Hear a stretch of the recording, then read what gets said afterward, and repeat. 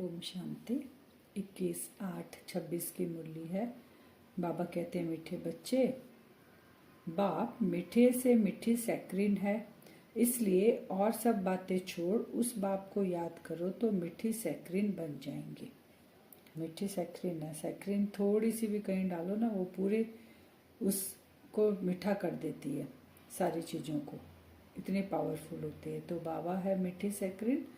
तो जब हम बाबा को याद करेंगे तो हमारे अंदर से भी कड़वाहट निकलकर हम भी मीठी सैक्रीन बन जाएंगे। प्रश्न है, तुम बाप द्वारा श्रीमत लेकर अपने अंदर कौन से संस्कार भर रहे हो? श्रीमत अनुसार भविष्य में बिगर वजीर सारे विश्व पर राज्य करने के। अभी बाबा हमारे अंदर कौन से संस्कार भर रहे हैं? राज्य करने का संस्कार। अभी हम स्व पर राज्य करेंगे तो भविष्य पर, फिर विश्व पर राज्य करेंगे। तो तुम यहाँ आए ही हो भविष्य राजधानी चलाने की श्रीमत लेने। राजधानी कैसे चलाएंगे? विश्व की राजधानी। बाप तुम्हें ऐसी श्रीमत दे देते जो आधा कल्प तक कोई की राय लेने की दरकार नहीं। राय उन्हें लेनी पड़ती है जिनकी बुद्धि कमजोर होती है। बाबा बुद्धिमानों का बुद्धि बाबा हमको दे देते हैं। बाबा कहते हैं, तुम्हारे अंदर इतनी नॉलेज में दे देता हूँ कि बिना वजीर के, माने बिना किसी मंत्री के तुम राज्य पाठ चला सकते हो, क्योंकि तुम्हारी बुद्धि इतनी पावरफुल रहती है और सतो प्रधान रहती है। गीत है, तुम ही हो माता, तुम ही हो पिता, सारे संबंध बाबा के साथ। ओम शांति। मीठे मीठे रूहानी बच्चों ने गीत सुना। ये किसने कहा कि मीठे मीठे रूहानी बच्चे? जरूर रूहानी बाप ही कह सकते हैं।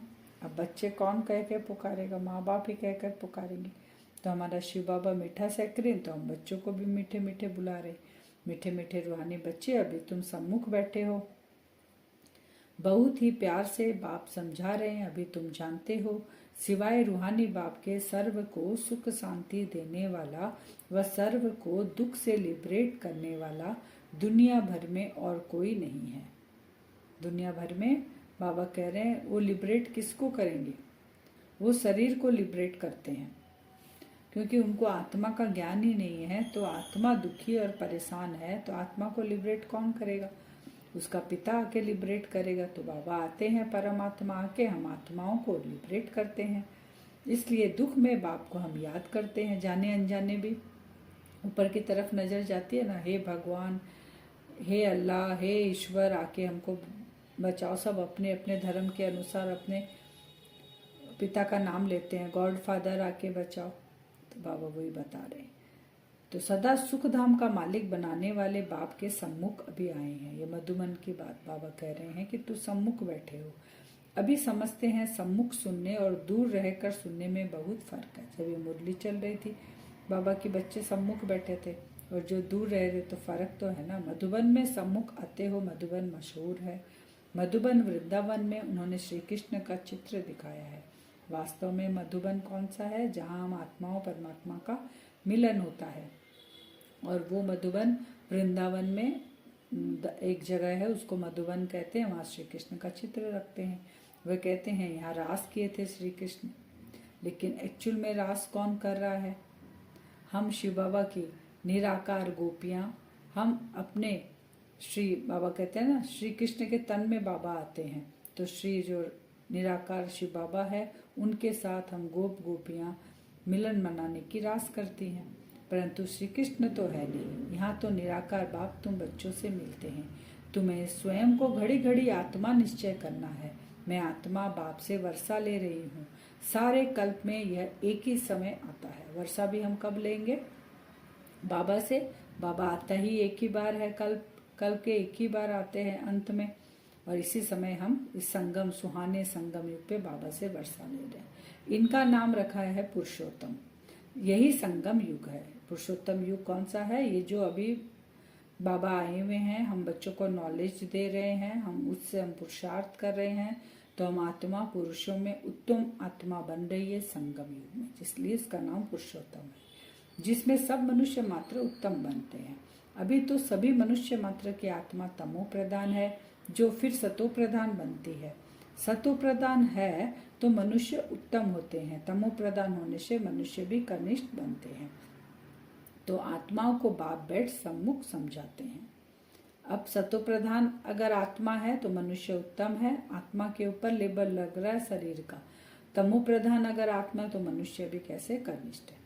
सारा पाठ आत्मा ही बजाती है, न कि शरीर, क्योंकि शरीर बिना, आत्मा बिना शरीर कुछ भी नहीं कर सकता, मुर्दा है वो कुछ भी नहीं कर सकता। आत्मा जब प्रवेश करती तभी वो शरीर द्वारा पाठ बजवाती है। आत्मा और शरीर जब दोनों का मेल होता है तो पाठ बजता है। तुम्हारी बुद्धि में आ गया है कि हम आत्मा असल में निराकारी दुनिया व शांति धाम में रहने वाली है। अब मुझे आत्मा को अपना असली घर पता चल गया कि मैं आत्मा कहाँ की रहने वाली हूँ। जब शरीर के साथ पाठ बजाती हूँ तो यहाँ शरीर का घर में मैं रहती हूँ। तो यह किसी को भी पता नहीं, न खुद समझते हैं न समझा सकते हैं, किसी को पता ही नहीं हम आत्मा है और हमारा भी घर है और हम आत्माओं का पिता। ये तीनों बातों से किसी कोई नहीं जानता। तुम समझते हो बरोबर, आत्माएं परम धाम में रहती है। उस धाम को क्या कहते हैं? Incorporeal world. और यह है कॉर्पोरियल वर्ल्ड, जहाँ आत्मा आती है पाठ बजाने के लिए। तो फिर बाबा कहते नंबरवार आते जाते हैं, सभी एक्टर इकट्ठे नहीं आ जाते, भिन्न भिन्न प्रकार के एक्टर्स आते जाते हैं। सब इकट्ठे तब होते हैं जब नाटक पूरा होता है। अब अहद का हम लेके कंट्रास्ट करेंगे तो यहाँ पर जो ड्रामा बनता है वो जितने भी एक्टर अगर उस ड्रामा में पार्ट प्ले कर रहे हैं 100-50 एक साथ नहीं आते, 2, 4, 6 बढ़कर लास्ट में जब ड्रामा एंड होने वाला रहता है तो सबको स्टेज पे आते हैं, उसके बाद पर्दा गिरता है। तो ये जो हमारा बेहद का नाटक चल रहा है, बाबा कह रहे हैं परम धाम से आत्माएं आ रही है, तो सारी आत्माएं एक साथ नहीं आएगी। किसी का सतयुग में पार्ट है, किसी का त्रेता, द्वापर, कलयुग, किसी का एंड में 1-2 जन्म का ही पार्ट है। लेकिन जब लास्ट पार्ट चल रहा है, नाटक खत्म होने वाला है, तो परम धाम पूरा एक बार खाली होगा, सारी आत्माएं नीचे आएगी, फिर जाने का रास्ता खुलेगा। तो बाप सारा समय पार्ट बजाने नहीं आते। बाबा कहते हैं मैं सारा समय पार्ट बजाने नहीं आता हूँ, हम ही पार्ट बजाते बजाते तमो प्रधान बन जाते हैं। बाबा तो लास्ट में आते हैं संगम युग में। अभी तुम बच्चों को सम्मुख सुनने से बड़ा मजा आता है, इतना मजा मुरली पढ़ने से नहीं आता। यहाँ सम्मुख होना तो पहले सतयुगी आदि सनातन देवी देवता धर्म वाले ही आते हैं। तुम जानते हो कि भारत गॉड गॉडेज का स्थान था, अभी नहीं है। अब नहीं है तो वही राज्य आने वाला है। तो वो गॉड गॉडेज वाली क्वालिटी आत्माएं जो होती है वो बाबा से आके वर्षा लेती है और वो सतयुग त्रेता में जाकर राज्य करती है विश्व पर। आत्मा को जो भी पाठ मिला है वह बजाती रहती है और संस्कार अनुसार दूसरा जन्म लेती रहती है। आत्मा के अंदर रिकॉर्डिंग है, आत्मा में वो संस्कार लेके जाती है। अब आत्मा का जैसे जैसे संस्कार भरा हुआ है वैसे ही जाएगी, परम धाम ने अपने सेक्शन में बैठेगी और नीचे आएगी, पाठ बजाएगी। तो आत्मा की दिन प्रतिदिन प्योरिटी की डिग्री कम होती जाती है। पाठ में आते आते क्या होता है, नीचे उतरते जाते हैं। सतयुग में जैसे 16 कला है, फिर 14, फिर 8, अभी कोई भी कला नहीं है, तो ऐसे डिग्री कम होती जाती है। आत्मा अविनाशी है, इसमें अविनाशी पाठ भरा हुआ, कभी खत्म नहीं होता आत्मा का पाठ। शरीर तो बदलता रहता है, आत्मा एक ही है, शरीर रूपी कपड़ा चेंज होते रहता है उसका, वो भी अपने संस्कारों अनुसार। बाकी आत्मा सिर्फ प्योर से इम्प्योर बनती है। आत्मा की क्वालिटी क्या होती है? आत्मा प्योर आई थी अपने घर से, यहाँ के इम्प्योर हो गई, अब फिर प्योर बनकर उसको जाना, ये है आत्मा का काम। सतयुग में है पावन, इसको कहा जाता है। अभी जो है पतित दुनिया, अभी सुखधाम स्थापन होता है, बाकी सब आत्माएं मुक्ति धाम में रहेगी।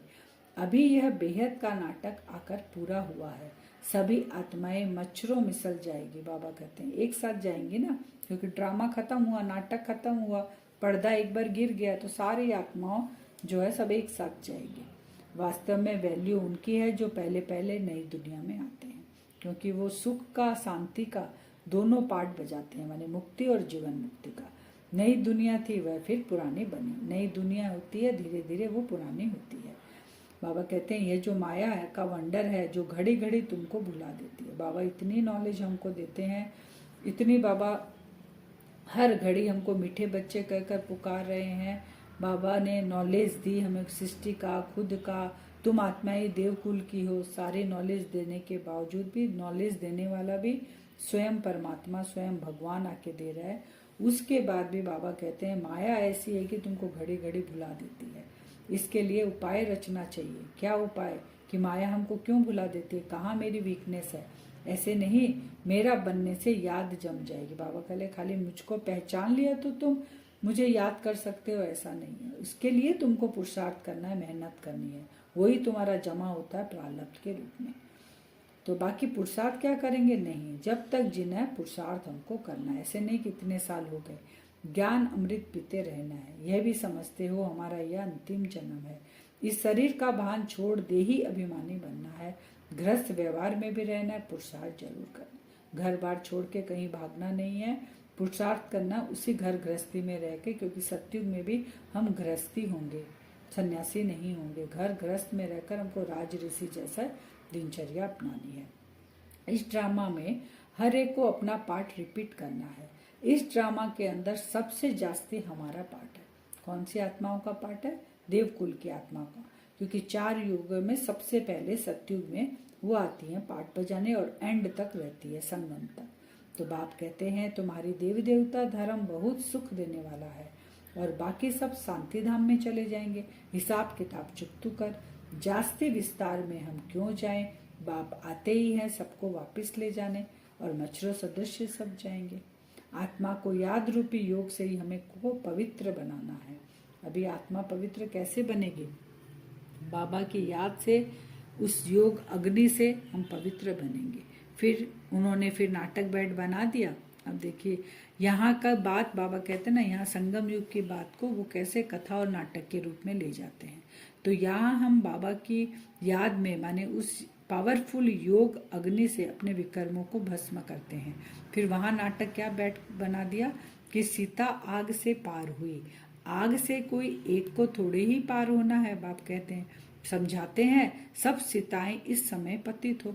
आत्मा रूपी सीताएं, सारी आत्माएं उस निराकार राम की सीताएं हैं और रावण के चंगुल में शोक वाटिका में बैठी है। निराकार राम आते हैं, हम उसकी याद से, उस पावरफुल योग से, उस योग अग्नि से अपने आत्मा जो अपने विकर्मों को भस्म करती है, पावन बनती है और फिर अपने निराकार राम के साथ चली जाती है। तो अभी हम सब शोक वाटिका में बैठे हैं, बाबा हमको अशोक वाटिका में ले जाते हैं। तो यहाँ का जो सुख है वो कैसा है, काग विष्टा समान है। स्वर्ग के सुख तो अथाह है, बाबा कहते हैं। बोलो तुम पतित हो तो बिगड़ पड़ेंगे। किसी को अगर बोलेंगे ना कि तुम पतित हो, बिगड़ते हैं वो, कि हम पतित नहीं हैं। अपने को विकारी कोई भी नहीं समझते हैं। कहते हैं गृहस्थी तो सब रचते हैं। राम सीता ने गृहस्थी रची, लक्ष्मी नारायण को भी तो बच्चे थे ना, वहां भी तो बच्चे पैदा होते हैं ना। ये भूल गए हैं कि उसको वाइसलेस वर्ल्ड कहा जाता है, वह है शिवालय। वहां बच्चे योग बल से जन्म लेते हैं, वहां कोई विकार नहीं होता है। वहां का वर्ल्ड है वाइसलेस वर्ल्ड। बाप तुम बच्चों को कितनी युक्तियां बताते रहते हैं। यह तो बाप भी है, टीचर है और गुरु है जो सबको सदगति देते हैं। वह तो एक गुरु मर गया तो फिर बच्चे को गद्दी देंगे, अब वो कैसे सदगति में ले जाएंगे। सर्व का सदगति दाता है एक ही। बाबा कहते हैं मैं आता हूँ तुमको सदगति देता हूँ, और वो गुरु जब जाते हैं तो उनके शिष्य को गद्दी पे बैठाते हैं। मैं यहाँ बैठता नहीं हूँ, ना मैं राज्य करता हूँ। अभी तुम बच्चों को और सबको रास्ता बताना है। हमको रास्ता मिल गया, सारी नॉलेज मिल गई, अब हमको सबको बताना है। तो तुम सब सेना हो, बाबा ने कहा। रूहानी सेना कहते हैं ना बाबा। तुम पायलट हो, रास्ता बताने वाले। सबको बोलो अब शांति धाम शुभ धाम को याद करो, कलयुग दुख धाम को भूल जाओ। हम पायलट हैं, कहाँ उनको पायलट क्या करता है, उड़ा के ले जाता है ना। तो हमको भी उनको मन बुद्धि की उड़ान सिखानी है कि हे आत्माएं, हम रूहानी सेना है तो खुद को रूह समझो। हम पायलट हैं तो उनको उड़ा कर ले जाएंगे, उनको बाबा का परिचय देंगे, परम धाम का परिचय देंगे। तो भगवान उवाच मन मना भाव शिव भगवान उवाच विनाश काले विपरीत बुद्धि विनशंति। भगवान उवाच क्या है, मन मना भाव। फिर शिव भगवान उवाच, शिव बाबा का क्या है, विनाश काले विपरीत बुद्धि विनशंति, और विनाश काले परम पिता परमात्मा के साथ प्रीत बुद्धि विजयंती। बाबा ने क्लियर कहा। शिव भगवान उवाच है कि जो विनाश के समय विपरीत बुद्धि रहेंगे वो भाग जाएंगे, उनका विनाश होगा। जो परमात्मा से विपरीत बुद्धि रहेंगे और जिनकी प्रीत बुद्धि रहेगी परमपिता परमात्मा के साथ, उनकी विजय होनी ही है। विजय किसकी हुई? 5 पांडवों की हुई। वैसे हम पांडव हैं, बाबा के बच्चे। तुम्हारी जितनी प्रीत बुद्धि होगी उतना उच्च पद पाएंगे। देह अभिमान में आने से इतना उच्च पद नहीं पाएंगे। आज का वरदान है,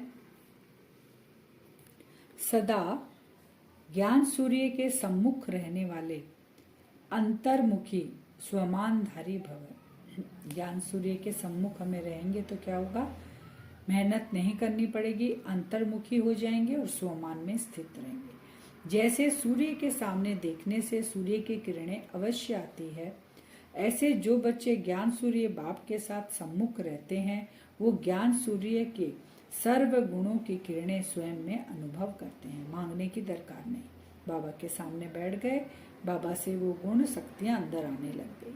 उनकी सूरत पर अंतर्मुखता की झलक और संगम युग के व भविष्य के सर्व स्वमान की फलक दिखाई देती है। ज्ञान सूर्य के सम्मुख बैठ गए, क्या दिखा?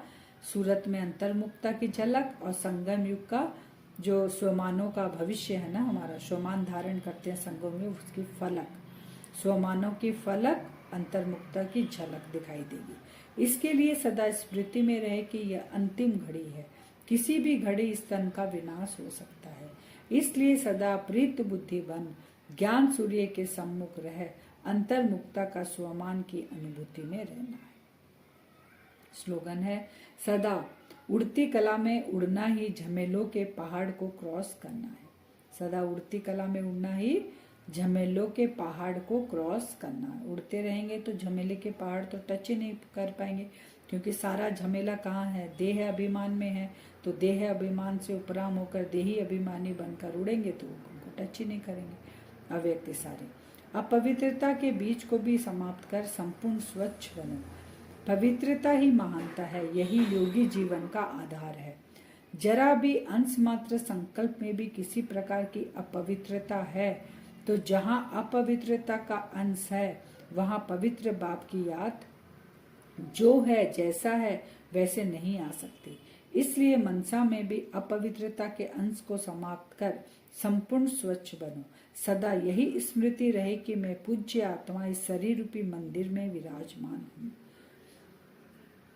तो स्वच्छता, मन और बुद्धि की स्वच्छता हो गई, तभी वहां पवित्रता धारण होगी और वहीं बाप की एक्यूरेट याद रहेगी। वरदान से हम योग करेंगे। अपने आप को देखेंगे भ्रकुटी सिंहासन पर, मैं आत्मा विराजमान हूँ।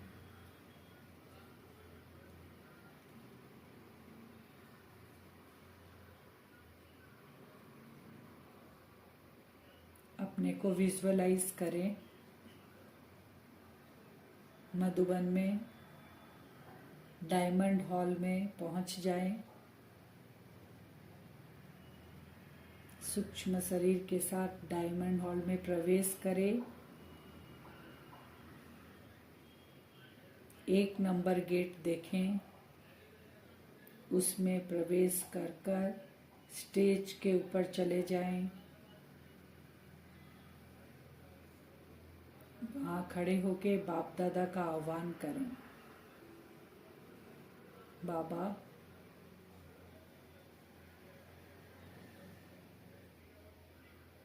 आप कुछ समय के लिए अपने इस मीठे मीठे बच्चे के पास आकर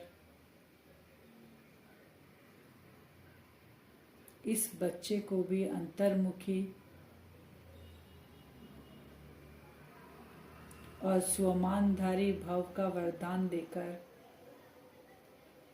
पावरफुल स्टेज में स्थित करो। बाबा, बाबा के पास मेरा संकल्प पहुंच गया। शिव बाबा सूक्ष्म तन में, ब्रह्मा बाबा की भ्रकुटी में और नीचे आ रहे हैं। देखें, ऊपर से ही बाबा डायमंड हॉल में प्रवेश कर गए, स्टेज पर मेरे सामने। हम दोनों आमने और सामने खड़े हैं। विजुअलाइज करते रहें। ज्ञान सूर्य मेरे सम्मुख, मेरे सामने हैं। जैसे ही बाबा मेरे सामने आते हैं, बाबा से पावरफुल किरणें निकलकर मुझ फरिश्ते के ऊपर पड़ रही है। बाबा के हाथों से, बाबा की भ्रकुटी से, बाबा की आंखों से वो किरणें निकलकर मुझ फरिश्ते के ऊपर पड़ रही है। ज्ञान सूर्य बाप के सम्मुख में फरिश्ता बैठा हूँ। ज्ञान सूर्य से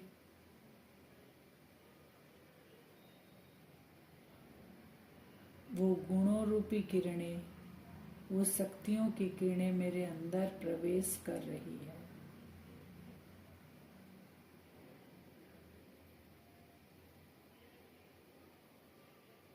विजुअलाइज करें, साथ साथ अनुभव भी करते जाएं कि मैं फरिश्ता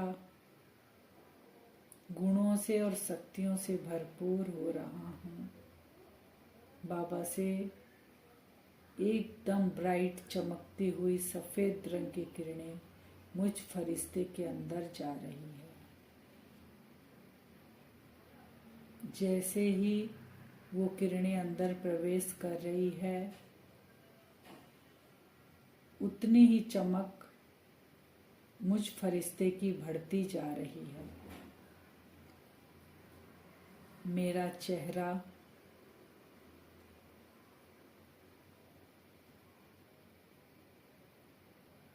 मुझ फरिश्ते का चेहरा अंतर्मुखता की झलक और सोमानों की फलक दिखाई दे रही है चेहरे से। मुझ फरिश्ते का चमक बढ़ती जा रही है, जैसे बाबा से किरणें चमकदार आ रही है